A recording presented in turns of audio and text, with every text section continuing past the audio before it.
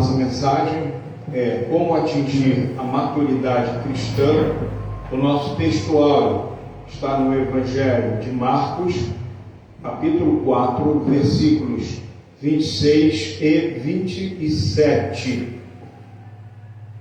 Para você que está nos assistindo pela internet, pelo Facebook ou pelo YouTube. No YouTube o nosso canal é A Igreja Sem Paredes, com S.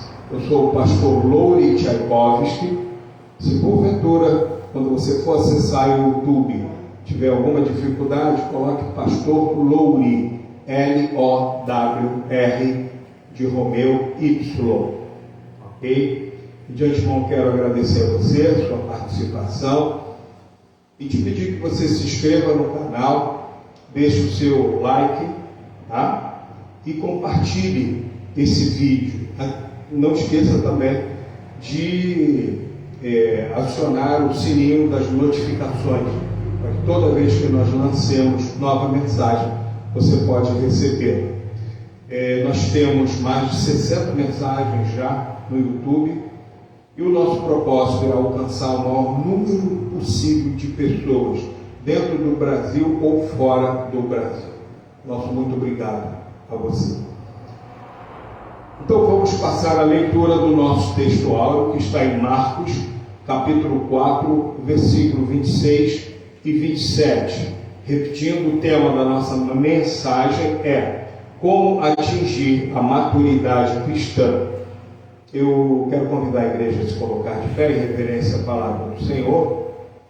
Nós vamos então proceder à leitura bíblica. E dizia: o reino de Deus é assim, como se um homem lançasse semente à terra, e dormisse, e se levantasse de noite ou de dia, e a semente brotasse e crescesse, não sabendo ele como. Até aqui podeis assentar. Amados, uma semente lançada na terra. Podeis assentar. A semente lançada na terra.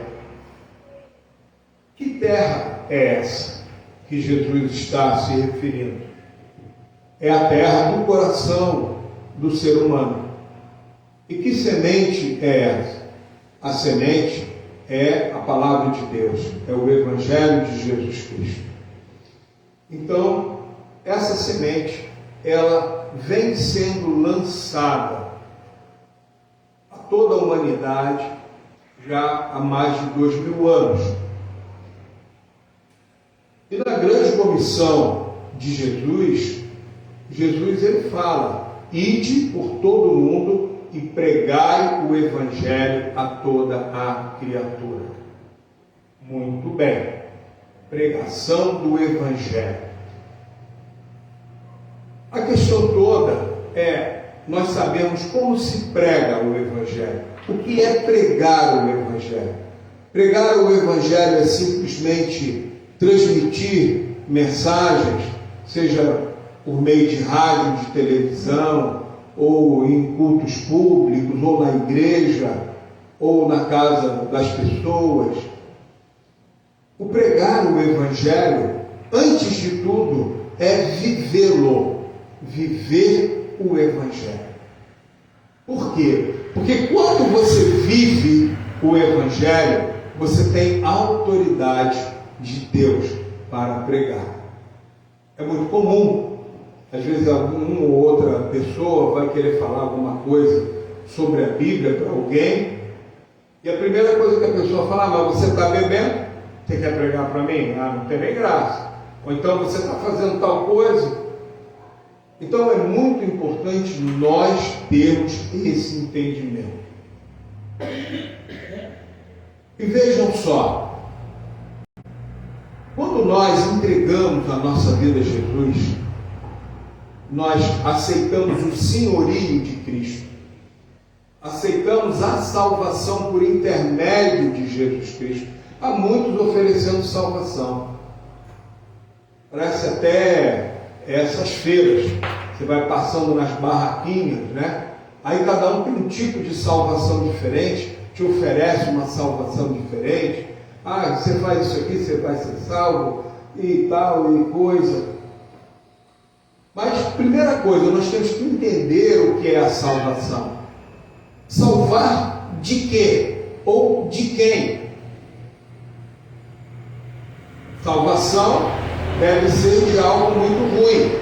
Quando a gente assiste um filme, aí vai lá um mocinho, salva a vida lá de uma pessoa, ou de mais de uma, e depois aquela pessoa ou aquelas pessoas dizem para o mocinho, para o herói: puxa, você salvou a minha vida das garras daquele malfeitor, né? Que é o bandido normalmente. Muito bem. A salvação em Cristo Jesus nos salva de quê? Deus, Ele instituiu 2 caminhos para o homem: o caminho da salvação e o caminho da condenação eterna. Por quê? Porque lá no Jardim do Éden, o primeiro homem pecou. O primeiro homem chamava-se Adão. Então ele pecou, e este pecado, ele contaminou toda a raça humana até os dias de hoje.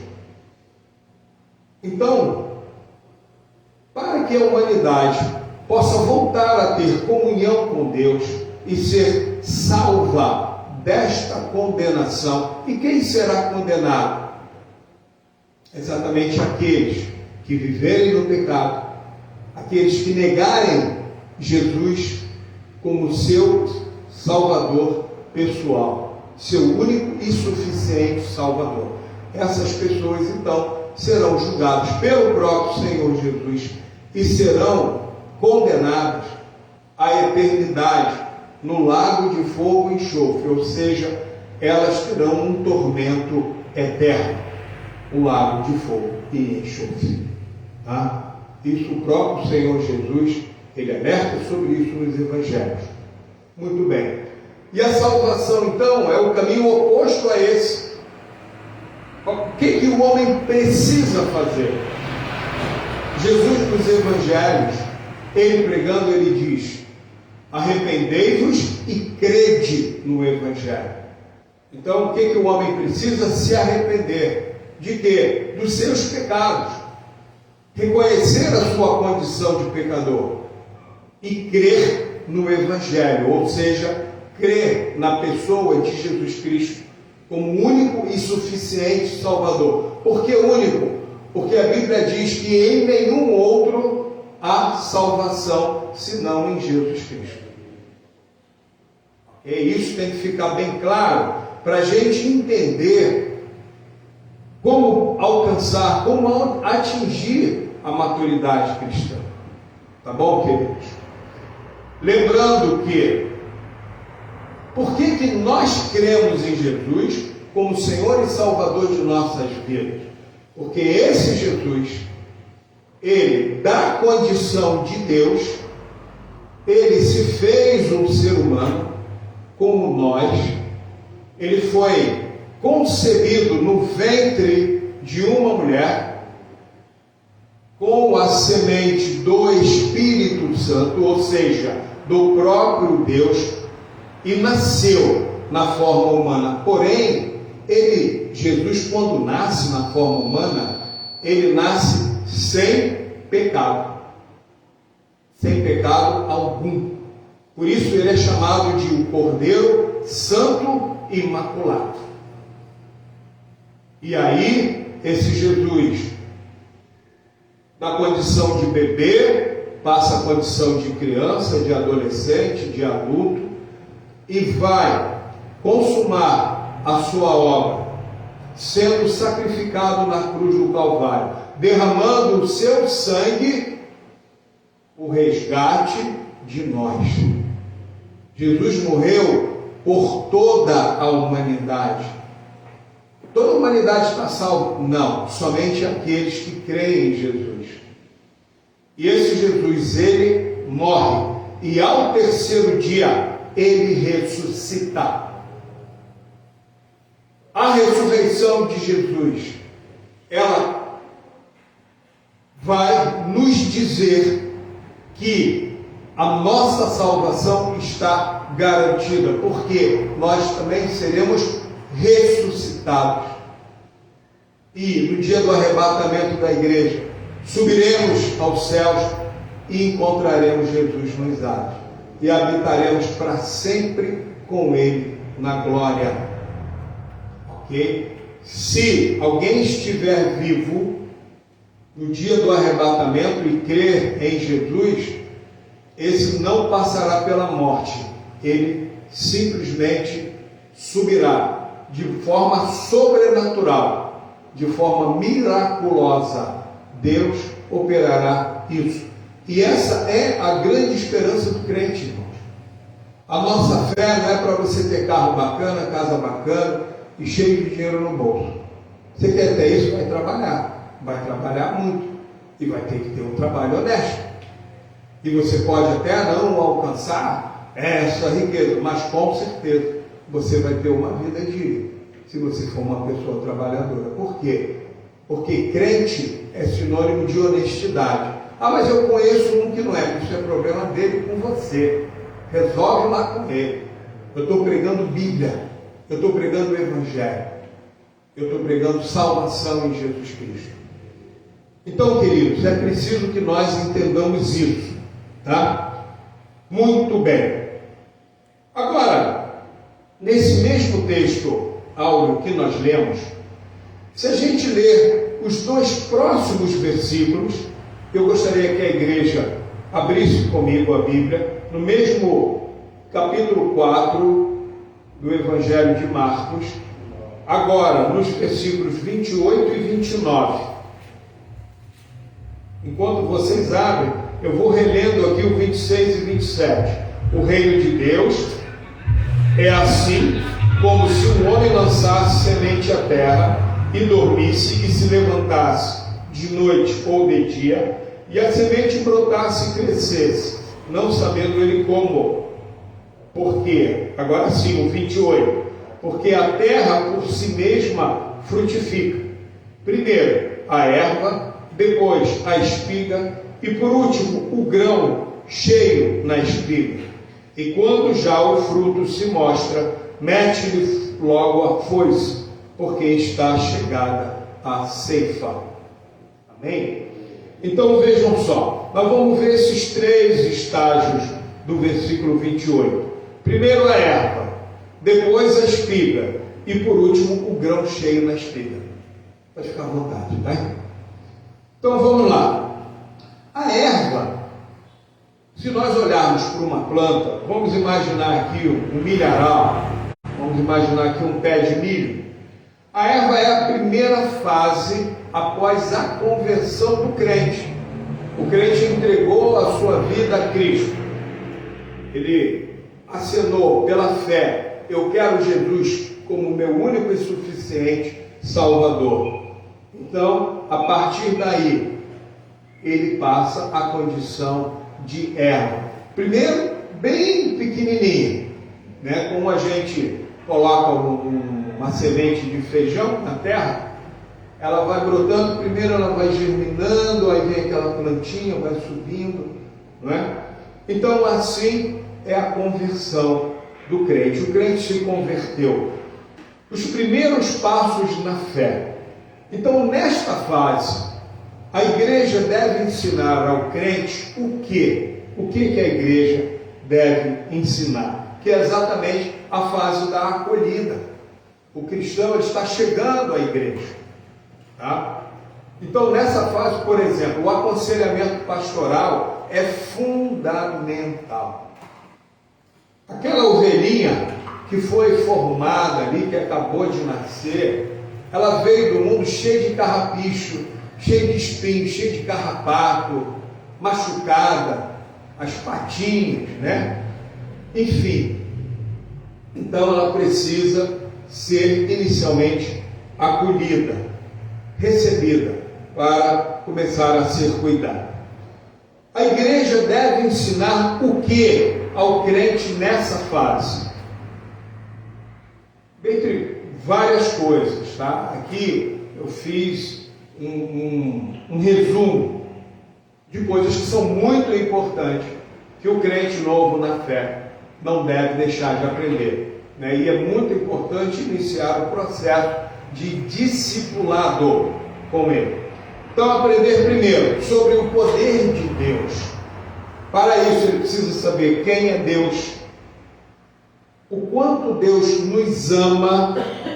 É importante saber isso. Muita gente está em desespero, em depressão, nas drogas, com um monte de problemas aí. Por quê? Porque não tem a consciência de quanto Deus a ama ou o ama. Quem somos nós?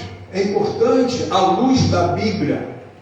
Há pessoas que se acham acima de tudo e de todos, chamados bambambam, e há pessoas que se depreciam demais.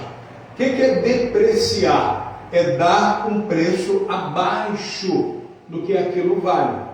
Você vai comprar um objeto numa loja e você olha para aquele objeto, é dado um preço, aí você fala, não, esse objeto aqui ele vale muito menos. Tá? O que o crente novo ele tem que aprender? Que nós cristãos, nós fomos comprados por bom preço, o preço do sangue de Jesus.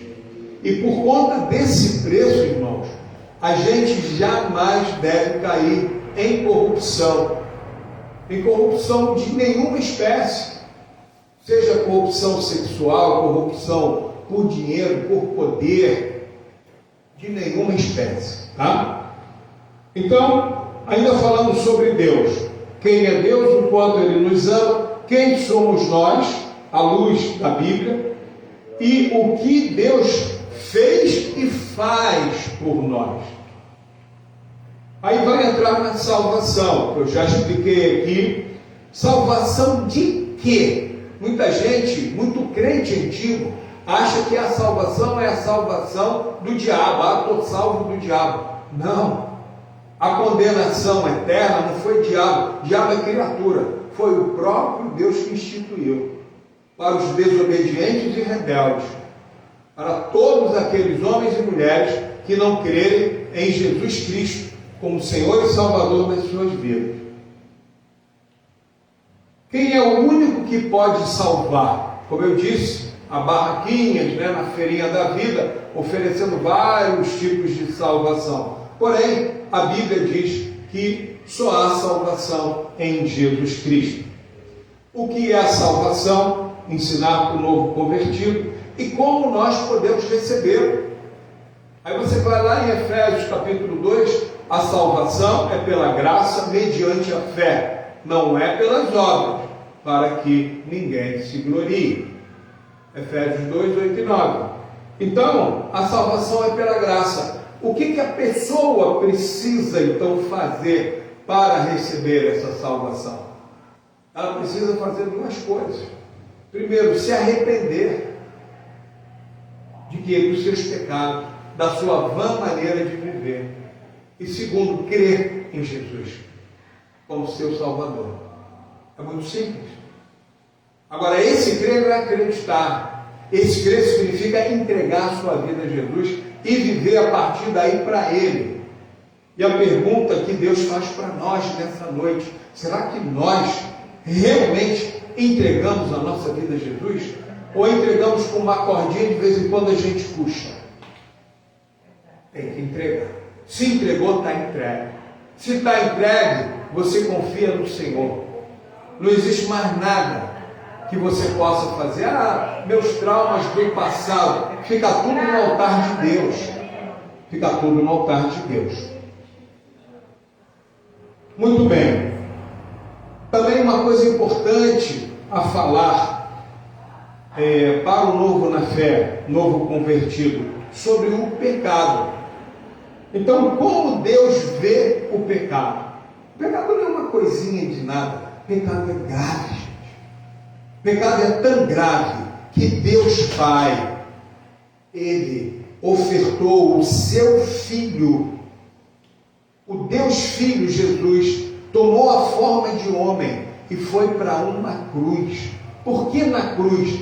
Porque na época era a morte mais abjeta, mais indecorosa, mais desonrosa, porque só ia para a cruz quem não prestava mesmo.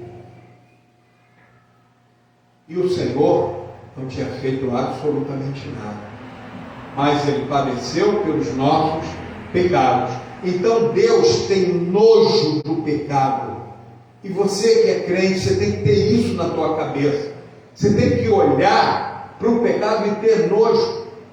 Como a Bíblia diz, aborrecendo até a roupa suja, manchada pelo pecado.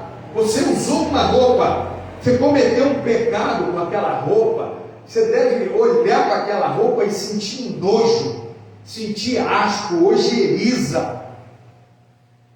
Tem que jogar a roupa fora, tá? Mas o que eu quero dizer é, metaforicamente, uma figura de linguagem, aquele simbolismo, tudo aquilo que te prende ao passado, que te leva para o passado, de pecado, de imundícia, de sujeira, tira isso da tua vida. Tira isso da tua vida. Deus odeia o pecado, mas ama o pecador. Ainda sobre o pecado, o estrago que o pecado faz e como o crente faz para vencer o pecado. Como é que nós fazemos? Para um pouco e pensa. Como é que você faz para vencer o pecado? Se consagrando. Coloca a tua vida no altar de Deus, se santifica. Tudo que te prende ao pecado, seja vídeo, de zap, de internet, de filme, de revista, sei lá, tudo aquilo que te arrasta para o pecado, joga isso fora. Não passa nem perto disso mais. Se eu tomar um café, eu sinto vontade de fumar, então não toma café. Se eu fizer tal coisa, eu sinto vontade de usar droga, então não faz tal coisa. Não passa perto, passa longe. Nós temos que nos posicionar, irmão. O grande problema de muitos na igreja é que fica entre dois pensamentos. É igual a mulher de Ló. Estava saindo daquela cidade pecaminosa, horrorosa. E Deus tinha enviado o anjo, tinha orientado a família. Quando saírem, não olhem para trás. E a mulher, de repente, ela sente aquela saudade. Vou dar só uma olhadinha. Quando ela olha, ela se torna uma estátua de sal. Ali significa que ela morreu espiritualmente. Ela se acabou. Então não queira você se tornar uma estátua de sal. Falar ainda sobre o mundo na visão bíblica. Como vencer o mundo? A Bíblia ensina com a nossa fé em Jesus Cristo. Falar sobre a igreja. A igreja é a Assembleia dos Santos de Deus. Você não se converte e fica isolado, não. Deus nos agrupa, nós somos o corpo de Cristo. E por sermos o corpo de Cristo, a Bíblia nos ensina a levarmos as cargas uns dos outros, a ajudarmos uns aos outros. Eu vou aprender com meu irmão, que é mais experiente na fé. As mulheres mais novas vão aprender com as mais velhas. A serem o quê? A serem boas donas de casa, a amarem seus maridos e seus filhos. Isso está no livro de Tito, irmãos.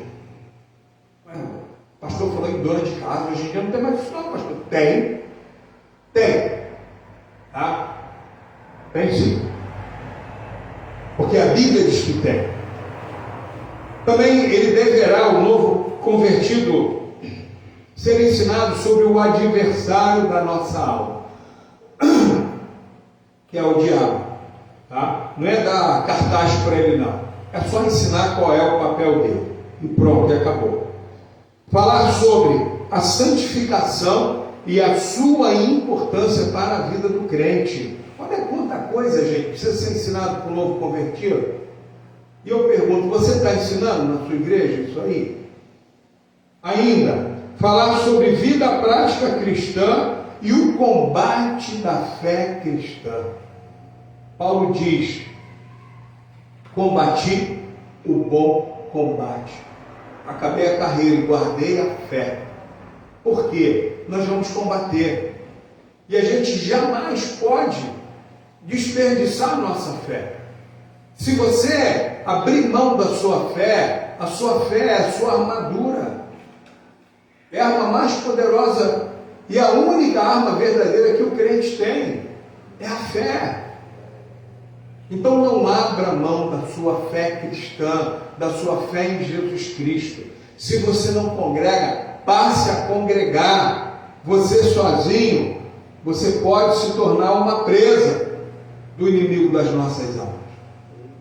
Então fique no arraial, fique protegido, tá, pelo exército de Deus. Iniciar o discipulado cristão, né? Eu já havia falado, estou repetindo. Então vejam só, esse passo a passo aqui é muito importante para aquela semente que caiu na terra, germinou, está crescendo, está na condição de erva, ou seja, é uma plantinha, tá? Ela vai crescer, vai crescer, vai crescer. A próxima fase é o quê? É o surgimento da espiga. O surgimento da espiga. Aquela plantinha, então, ela vai gerar uma espiga. A espiga ainda está verde. Pode comer a espiga? Não. Calma. Espera a espiga amadurecer.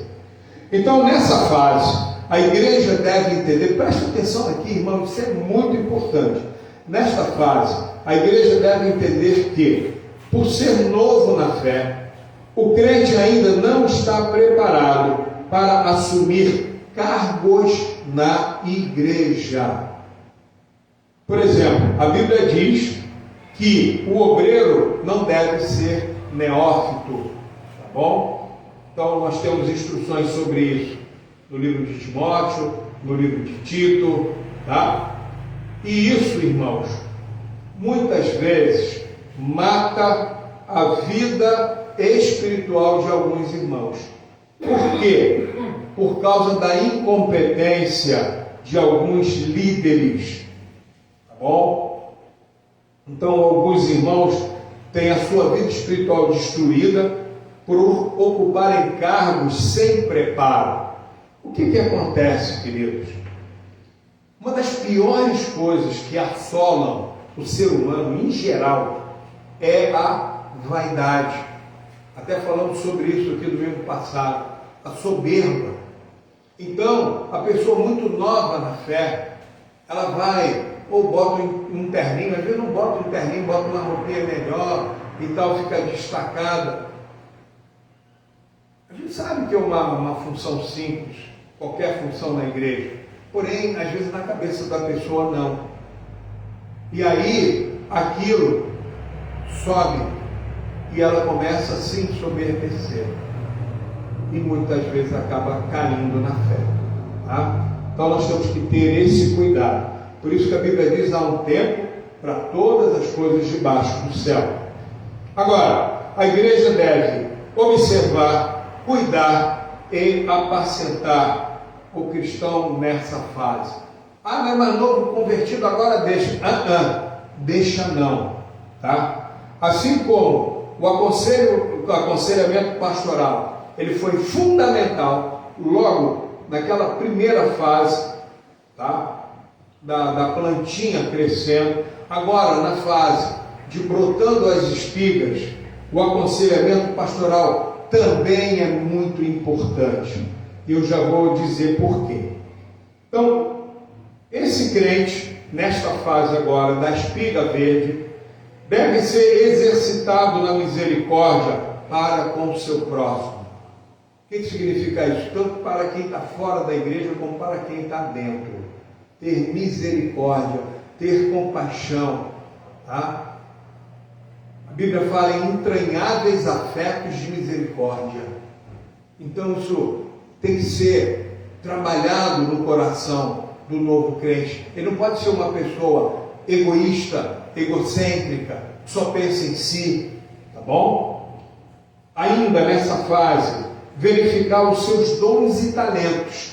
Então cabe à igreja, ao pastor da igreja, verificar os dons e talentos desses irmãos, acompanhar o seu chamado. Esse irmão, essa irmã tem um chamado para quê? E cobrir a vida dessa pessoa em oração. Ainda nessa fase, esse crente que está com a espiga verde, ele deve ter consciência do que é igreja. Inicialmente, ele vai ser ensinado, ele vai ter uma noção. Só que agora, ele já está há alguns meses na igreja. Então, ele precisa ter consciência do que é a igreja. A igreja precisa, quando eu digo a igreja, eu digo pastor, o ministério, zelar para que esse crente não se envolva em embaraços, tanto em sua vida sentimental como em sua vida financeira. Gente, as pessoas hoje com esse negócio de morar junto, isso virou uma sarna. Antigamente, claro que não era assim, uma regra unânime, mas era mais difícil. A pessoa viu alguém na rua, oi, como vai, tudo bem? Vamos morar junto, vamos embora. E como? Já ia morar junto. Hoje em dia está demais. A pessoa se conhece na internet, não tem certeza nem que a pessoa é aquela pessoa que está aparecendo ali, naquela foto. Às vezes tem gente que usa foto de outra pessoa, usa corpo de outra pessoa, aí usa Photoshop, aí a pessoa é gordinha, parece um bujãozinho, mas ela fica toda sarada, toda bonita. Aí ela está lá em Curitiba, sei lá onde, o outro está lá no norte de Minas Gerais. Cuidado com isso. Cuidado com o embaraço na vida sentimental e cuidado com o embaraço na vida financeira. Há muitos crentes embaraçados na vida financeira. Tá? Isso traz prejuízo. Prejuízo para a própria pessoa, tá? Eu me refiro. Zelar para que cresça afastado do pecado, como eu já disse, sem embaraço, longe do pecado. E nesta fase, esse crente, ele deve buscar com mais afinco o quê? A sua maturidade cristã. Tá bom? Então, a maturidade cristã, ela deve ser um alvo permanente na vida do cristão. E aí chegamos então na terceira fase, o grão cheio na espiga, o grão já amarelando, já amarelinho. Então começam a surgir os primeiros frutos. Olha que beleza, hein? Ah, pastor, quanto tempo dura cada fase dessa? Não sei. Depende, como eu disse aqui logo no início, depende do interesse da pessoa, da sua devoção ao Senhor, depende da estrutura da igreja, depende de quem lidera, se quer realmente investir em pessoas novas na fé ou não. Às vezes a liderança pode ter outro interesse, o que, a meu ver, no ministério pastoral é descabido, ao meu ver, mas eu não vejo assim. Cada pessoa, cada ovelha que entra pela porta, que se converte na igreja ou fora, mas que chega à igreja, deve ser cuidada. Primeiro, deve ser acolhida, depois cuidada, apacentada, para que ela possa ir para o céu, junto com todo o corpo de Cristo. Essa é a minha visão. O resto é resto. Tá? Então, nessa fase, o crente começa a atingir a maturidade cristã e, de acordo com os seus dons, que aí eles já começaram a se manifestar, os seus talentos, pode ser para música, pode ser para pregação, enfim. E olha só, tá? Não existe dom de pregação e dom de ensino não, tá bom? É tudo uma coisa só. Pregação é ensino. Eu dei algum rodopio aqui, você que está em casa me vendo, me viu rodopiar? Ah, tá. Pois é, porque todas as vezes que eu subi no púlpito é para ensinar. Deus me levantou para isso. É o que Jesus fazia. E é o que todo pastor, todo pregador deveria fazer. E não fazer performance. Não ficar entregando revelação, dizendo o número de CPF ou outras bobagens mais. Não que revelação seja bobagem. Eu digo que há um momento no culto para a transmissão da mensagem de Deus. E esse momento, ele deve ser resguardado. Ele deve ser preservado. Ele deve acontecer. Para que a igreja se fortaleça. Então, queridos, dons, talentos, a sua vocação. Poxa, aquele irmão ali, eu estou vendo que ele tem a vocação para tal coisa. Poxa, aquela irmã, eu estou vendo que ela é vocacionada para esse ministério, assim, assim, assim. Lembrando uma coisa, tá, queridos? A Bíblia não fala sobre pastoras. A Bíblia não fala sobre diaconisas. A Bíblia não fala sobre presbíteras, sobre bispas e apóstolos. Por que eu estou dizendo isso, querido? Eu falo isso com muito amor. Olha só, Jesus, a Bíblia relata isso nos evangelhos. Ele tinha mulheres que o ajudavam no seu ministério. E a Bíblia diz, ajudavam com as suas fazendas. O apóstolo Paulo tinha mulheres que o ajudavam no seu ministério. Maria, que deu a luz a Jesus na forma humana, e uma mulher honrada por Deus para ter esse privilégio. Eu pergunto, Maria era pastora? Maria era diaconisa? Tá, queridos? Vamos deixar as coisas claras. O que não está na Bíblia não vamos inventar. Não vamos colocar fardo no ombro das irmãs. Se Deus não ensina assim, por que você vai fazer? Você é melhor do que Deus? Você é maior do que Deus? Se a Bíblia levantou 12 apóstolos, um traiu Jesus, entrou Matias no lugar de Judas, e depois veio o apóstolo Paulo. E esses apóstolos receberam a doutrina do Evangelho direto de Jesus e repassaram à igreja. E vários deles com vários livros escritos na Bíblia. Eu pergunto, hoje a Bíblia continua sendo escrita? Não, a Bíblia já fechou. Então não tem mais ministério de apóstolo. E agora eu me refiro a apóstolos homens. Não tem, acabou. O que existe hoje em dia, me desculpa, mas é fraude, tá bom? Então, queridos, e por que essas coisas acontecem? É porque não observam essas etapas que nós estamos ensinando para a igreja. Por não observarem isso, metem os pés pelas mãos. Aí vão improvisar. Tá? Aí chega dentro de casa, a Bíblia diz que o marido é o cabeça da mulher, como Cristo é o cabeça da igreja. Está lá em Efésios capítulo 5. Só que naquela família, naquele casal, a mulher é pastora. Então quem é o cabeça ali? É o marido, que Jesus, ele ensina que deve ser, ou é a mulher que é a pastora? Não existe dois caciques na mesma tribo. Isso é um princípio básico sobre liderança, particularmente liderança cristã. A igreja pode, continuando a terceira fase, o grão cheio na espiga. A igreja pode começar a prepará-lo para exercer cargos e funções na casa de Deus e no campo missionário. Tudo deve ser feito, agora preste atenção aqui, com muita calma e cautela.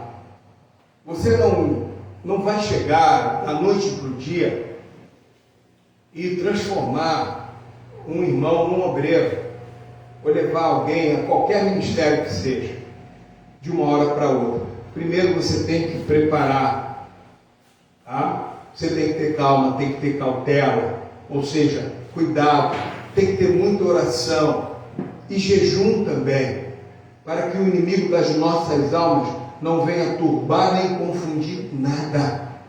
Tá? Deus, Ele quer, amados, que todos nós venhamos a dar frutos dignos de arrependimento.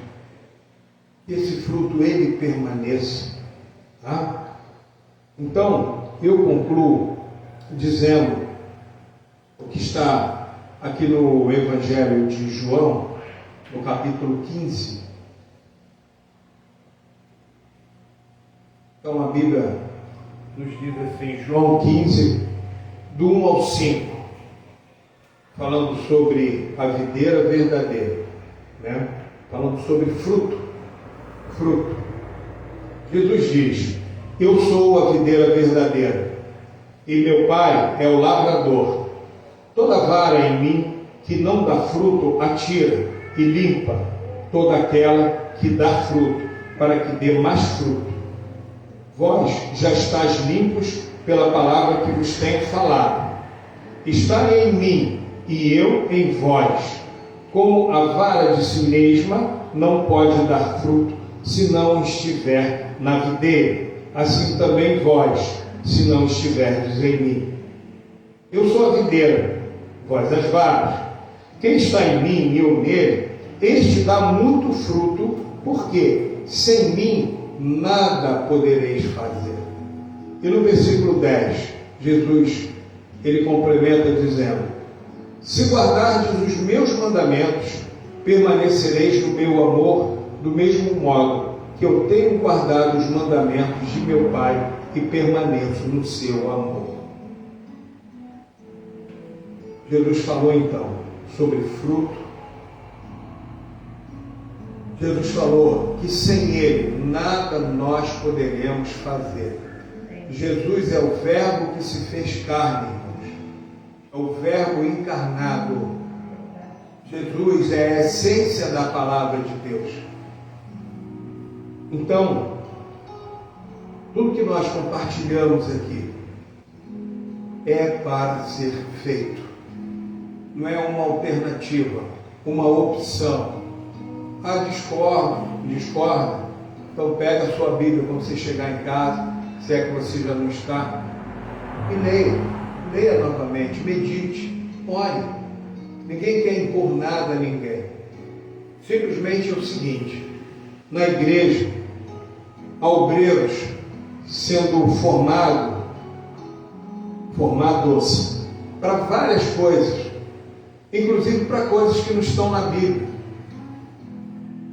Há ministérios que formam obreiros como linha de montagem de fábrica. A gente precisa abrir tantas igrejas em tal bairro, em tal estado, em tal lugar. Tem fulano, não está bom não, vou mandar ele assim mesmo. Isso não existe, isso é pecado.